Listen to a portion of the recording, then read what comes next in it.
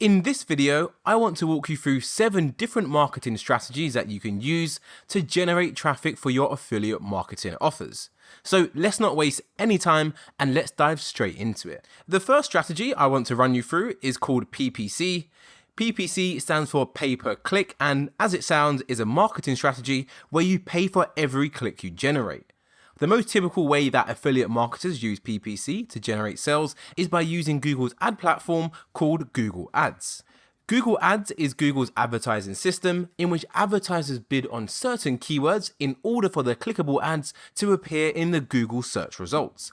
For example, if you have an affiliate website reviewing the best gaming chairs, then you could create an ad and show it at the top of Google search results whenever someone types in best gaming chairs. And as you can see, the ads appear right at the top of Google. What's also really important to note is that you only pay Google when someone clicks on your ad. So if someone carries out a search for best gaming chairs and they don't click on your ad, then you do not have to pay any money. And you can also set a maximum cost per click, also known as a CPC as well, which is pretty much the maximum amount of money that you are willing to pay for a click. So what are the pros and cons of PPC? Well, let's start off with the pros. Well, some of the pros of PPC is that you can generate traffic literally straight away. You can go onto Google Ads, create an ad, and literally within an hour, start to generate some clicks to your affiliate offers. The second pro of PPC is that it allows you to generate targeted traffic. You can tell Google what search terms in particular that you would like your ads to show for. Of course, you wouldn't create any ads for any irrelevant search terms. The third pro of PPC is that you don't always need a website too. You can literally create a Google ad and send the traffic directly to your affiliate offer. Whether that's your affiliate link on Amazon or your affiliate link's landing page, the choice is completely down to you. Moving on to the cons. The first con of PPC is that clicks can be very expensive. Now, to give you an idea, obviously it's going to vary depending on what keywords you are targeting, in what areas as well, but pretty much if I was to bid on any SEO related keyword for my agency ClickSlice, such as SEO Agency London or SEO Consultant London, I can literally be spending £20 a click, which is absolutely insane. Although SEO is notoriously known to be the most expensive keywords to bid on, especially in the digital industry. The second con of PPC is that it can be harder to justify a positive ROI. And the main reason for this is because you'll generate sales from your affiliate website, which will be your revenue. However, you'll then have to deduct a massive amount, which is going to be the investment that you use to generate those clicks. So that can definitely eat into your margin and make it harder to justify an ROI. The third con of PPC is that it's typically not sustainable as well. You really need to be asking yourself, do you want to invest in a marketing channel which will literally stop bringing in results as soon as you stop paying for clicks? So that is quite a big con of PPC, as it's not really that sustainable. Moving on to the second strategy, which is SEO. SEO stands for Search Engine Optimization. And SEO is pretty much the opposite of PPC. SEO involves ranking your website at the top of Google in the organic section and generating free website traffic. As you can see from the image on the right, the organic section is displayed literally right below the ads, and anytime you appear here, you appear in the organic section, and it doesn't matter how many clicks you generate, whether that's 100 clicks a month or even 1,000 clicks a month. It's not going to cost you a thing. And in addition to this, a lot of people actually have more trust for the websites in the organic section as they understand that they are there organically and they're not paying to be there, which is what the websites in the paid ad section are doing. But just to clarify, when you appear in the organic SEO section, you do not pay for any clicks. So what are the pros and cons of SEO? Well, the pros is that, of course, it is free traffic. You are not paying for any clicks out there. It's also very targeted traffic as well, as you can literally optimize your website to only appear for specific search terms, which of course will be related to your website. The third benefit of SEO is that SEO is sustainable. It is not like Google Ads in the essence that when you stop paying for SEO or stop doing SEO, your website is going to completely disappear instantly, just as your Google ad would. SEO is sustainable and the results are long lasting, and they also compound over time as well. Another pro of SEO is that it typically leads to higher conversion rates too. This actually relates to my other point of just users having more trust with websites that appear in the organic section. The fifth benefit of SEO is that you have the opportunity, if you want, to sell your website for a 34x multiple. The reason why you have the opportunity with SEO and not Google Ads, for example, is because your website is the core asset. Your website and your high Google rankings all lead to the free traffic. Whereas if your whole traffic source is based on a paid strategy, such as Google Ads, well, when you sell your website, you are not selling the Google Ads account with it. We have a lot of costs associated with it as well. So what are the cons of SEO? Well, the first con of SEO is that you need a website. Of course, to rank in the organic section, you are going to need a website. You can't just use a standard landing page or even just send traffic directly to the affiliate offer, as you could do with Google Ads. You will need your own website and it will need to be ranking in Google. Which leads me on to the second con. SEO takes time to kick in, especially if you're building a website on a brand new domain which has no trust or authority from Google. Typically, it can take between 6 to 8 months to generate sustainable results. You can get results a lot quicker. Again, it all depends on the keyword you're targeting and the competition you're up against. Strategy number 3, email marketing. Email marketing is the act of using email to promote your business's products or services. As affiliates, we would be promoting the products or services of other businesses. So once again, following the same structure, let's run through the pros and the cons. Well, the biggest pro of email marketing is that you can pretty much get instant sales, right? If you already have a big email list, you can send out an email to your email list with an offer and people can buy it instantly. The second benefit of email marketing, which is pretty much the most important one, is that you own your list. Your list is the asset, right? If you are setting up Google Ads, well, Google could literally ban your account. When you're doing SEO, Google could also ban your website from the Google search results. I mean, it's very, very unlikely, but when you own your own email list, you own the asset and pretty much no one can take that away from you. If you're using MailChimp, for example, to send emails and they ban you, well, you can take your email list and send your emails from another email software. So when it comes to email marketing, you pretty much own the core asset. Another benefit of email marketing is that it has one of the best conversion rates out there in comparison to any other traffic source. This is pretty much because everyone on your email list would have subscribed to you to receive your emails, so they already trust you.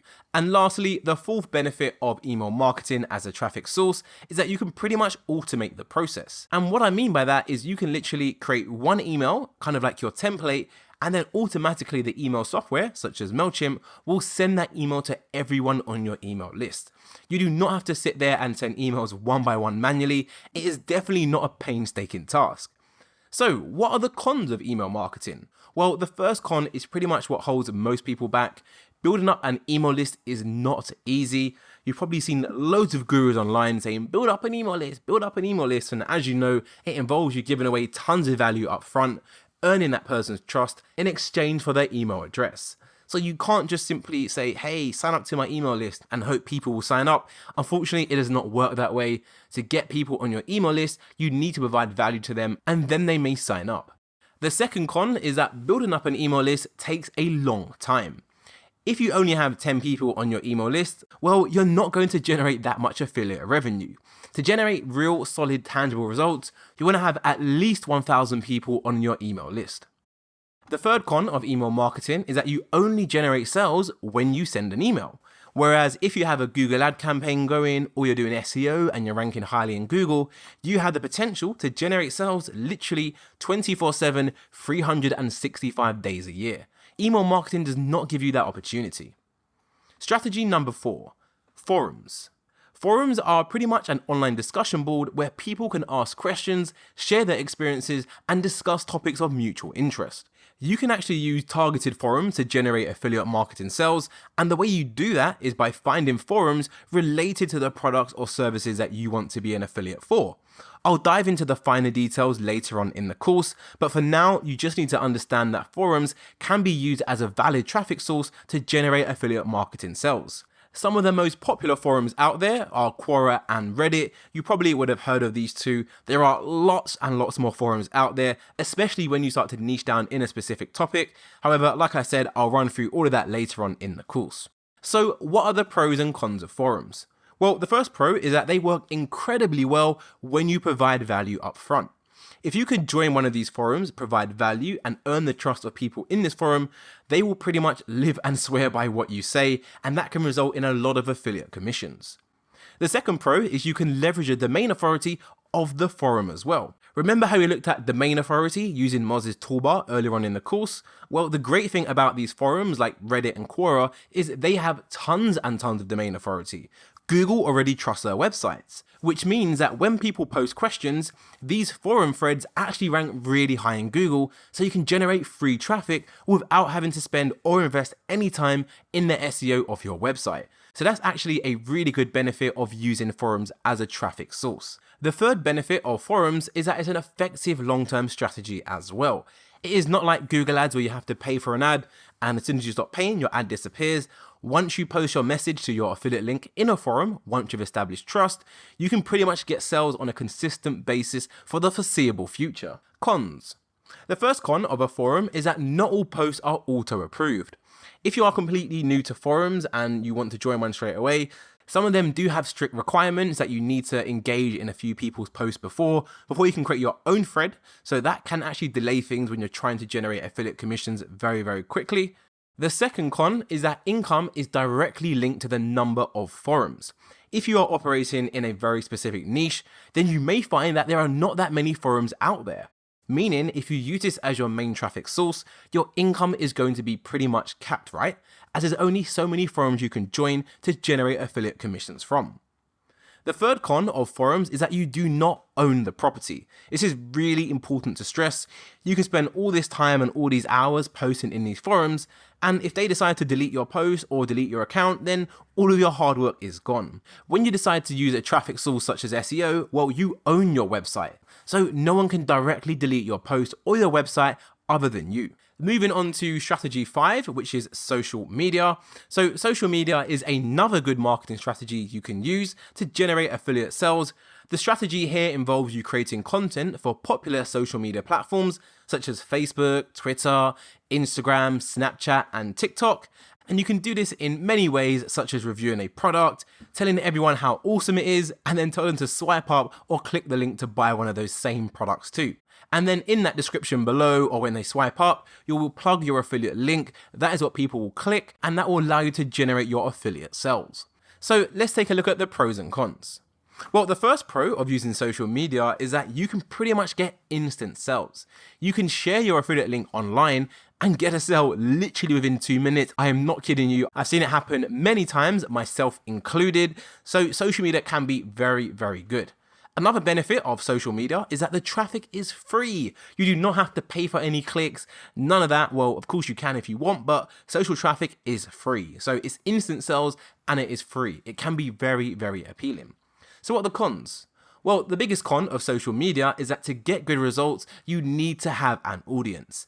If you just have, let's say, 5 followers on Twitter and you post a link to one of your affiliate offers, well, don't expect to get any sales, as you need to have followers in the thousands, and I mean the thousands, to generate tangible results. And in addition to this, I didn't actually include it as another point, but generating an audience and a following on social media takes a lot of time as well. It's pretty much similar to the email marketing cons. A second con of social media is that you do not own the property.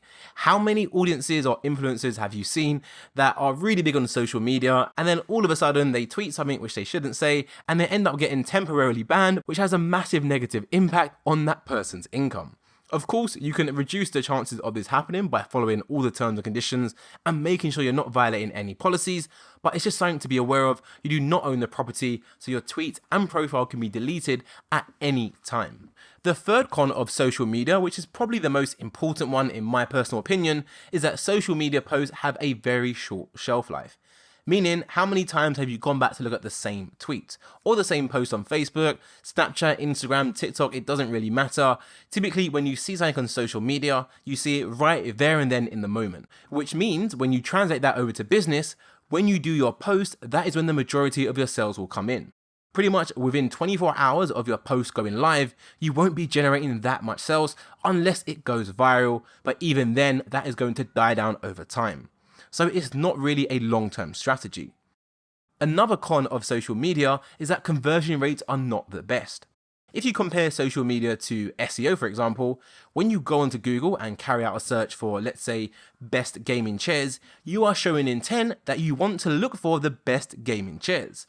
However, if you just share a link to gaming chairs on your social media platforms, you can't guarantee that all of your followers are interested in gaming chairs, let alone currently looking for the best gaming chair. So conversion rates by default are always going to be on the lower end. Strategy number 6, Facebook groups.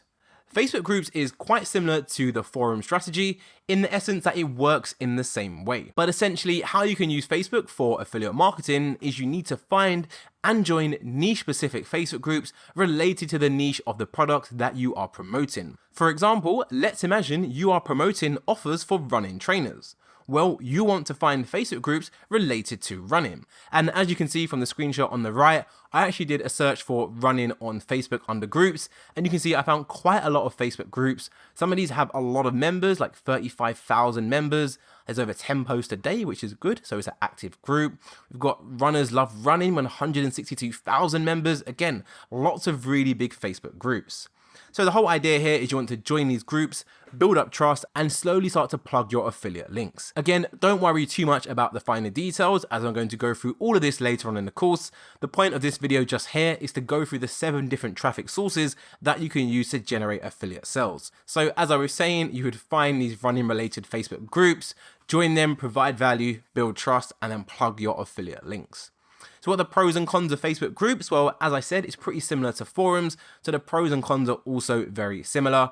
They work incredibly well when providing value. It's an effective long-term strategy. The cons, again, the same as forums. Not all posts are auto-approved. Some posts actually need approval from the moderators of that Facebook group, and if they don't like the look of your post, or they see an affiliate link, then that can be a problem. And of course, the income is directly linked to the number of members in that group. If you join a really niche specific group, but it's got 100 members, well, your income is going to be limited. The third con of Facebook groups is that not all groups actually allow affiliate links. I've come across some really good Facebook groups in the past. I thought they'd be the perfect fit for me. However, in the Facebook rules of that group, they say no affiliate links allowed. I mean, I even tried to pay the owner to allow me to post an affiliate link, but he was not up for it. But yeah, something to be aware of. And lastly, another con of Facebook groups is that you do not own the property. You can also get removed from the group by the owner if they don't like your post as well, which can have a big impact on your income if you're just relying on Facebook groups. So again, some very valid points to be aware of. Moving on to the 7th and final strategy, which is YouTube. YouTube is arguably one of the strategies that has the biggest barrier to entry, and to generate affiliate sales from YouTube, there is a lot of work that goes into it, such as planning out the videos, recording them, editing them, uploading, then promoting. It's a big process for sure. Trust me, any video work is not easy. I know that from making this course right here. But pretty much to generate sales from YouTube, you would review the product and give your thoughts and feedback on them to other people who are also potentially interested in buying the same thing. And then you would include an affiliate link in the description of the video, which is how you'd make your money. So here's another example. If you go over to YouTube and type in the same keyword, best gaming chairs, you can see we have 3 videos right here at the top. The best gaming chairs of 2021, it's actually old and out of date. Cheap versus expensive gaming chairs, top 5 best gaming chairs 2022. So you can see these are all videos based on reviewing the best gaming chairs out there. And for those who didn't actually know, YouTube is also owned by Google and is the second biggest search engine out there. So there's a lot of traffic you can generate from YouTube, and you obviously make your money, as I said, by including your affiliate links in the description below the video. I'm sure you've all watched those videos on YouTube before where they say check out the link in the description. 9 times out of 10 it's going to be an affiliate link. So what are the pros and cons of YouTube? Well, as I was just saying, YouTube is actually owned by Google and is the second biggest search engine out there. So your income potential is really, really high, especially if you get one video going viral or you just manage to do really, really well. The second benefit of YouTube is that it's easier to build trust with viewers. And the reason why is instead of just reviewing a product that people may think you have or don't actually have in your hands, people can see from the video you have the product in your hands and you have real hands-on experience, so they're more likely to trust your word in regards to what you're saying about the product. And that can also have a positive impact on your conversion rate as well. The third pro of YouTube is you don't need to waste time setting up a website. You can pretty much just create your channel, include your affiliate links in the description, and make sure you link directly to the affiliate offers. You don't even have to bother to set up your website and add your affiliate links on them. You can send traffic directly to the source. Another benefit of YouTube as a traffic source is that brands can also reach out to you if they see your channel doing very well. Now, it's more common that brands reach out to people on YouTube than any other traffic source, and I believe it's because, as we are seeing in the data recently, YouTube is just growing at an unprecedented rate, and like I've already said multiple times, it's owned by Google. So it seems to be a lot of money going the YouTube way. Finally, moving over to the cons of YouTube. So this one is probably the biggest con. It has the highest barrier to entry. Now, when I say the highest barrier to entry, what I mean by that is it's a lot more challenging to use YouTube as a traffic source in comparison to the other 6 strategies. There's the planning you have to sort out, recording the video, editing, uploading, promoting. There's so much you have to do to get a successful YouTube channel. Now, please don't take this as me saying it's not worth the time whatsoever. It's just something you need to be aware of and you need to be realistic. My job is not to sell you a dream, it's to be realistic with you.